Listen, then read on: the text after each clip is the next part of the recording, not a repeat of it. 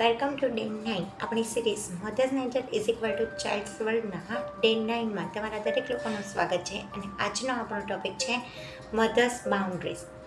શું તમને ખબર છે કે માતાની બાઉન્ડ્રી કોઈ એક દિવાલ નથી, પરંતુ એ પુલ છે જે બાળકને સ્વતંત્રતા શીખવે છે.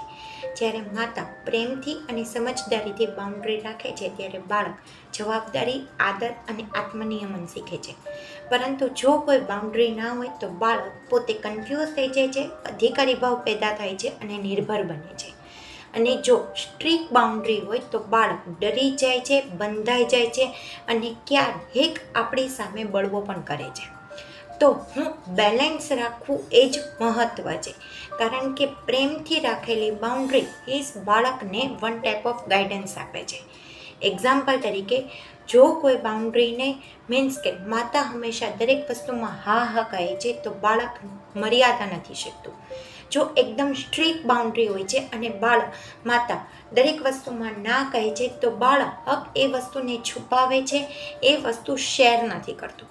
પરંતુ જ્યારે બેલેન્સ બાઉન્ડ્રી હોય છે, ત્યારે માતા પ્રેમથી પોતાના બાળકને નિયમો સમજાવે છે, ત્યારે બાળક સ્વતંત્રતા સાથે એ જવાબદારી પણ શીખે છે. તો આને આપણે ડેઈલી કઈ રીતે પ્રેક્ટિસ કરી શકીએ?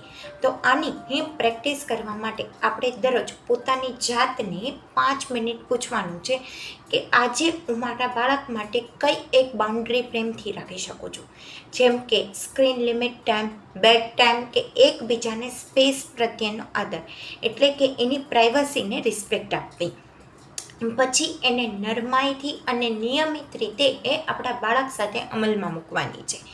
આપણે આ વસ્તુને યાદ રાખવાની છે કે બાળક માટે બાઉન્ડ્રી છે એ એને કંટ્રોલ કરવા માટે નહીં, પરંતુ એને એ સ્વતંત્રતા બનાવવાની કળા છે. તો આજે તમે મને કહી શકો છો કે તમે કઈ એવી હેલ્ધી બાઉન્ડ્રી એ સેટ કરવા માગો છો તમારા બાળક માટે.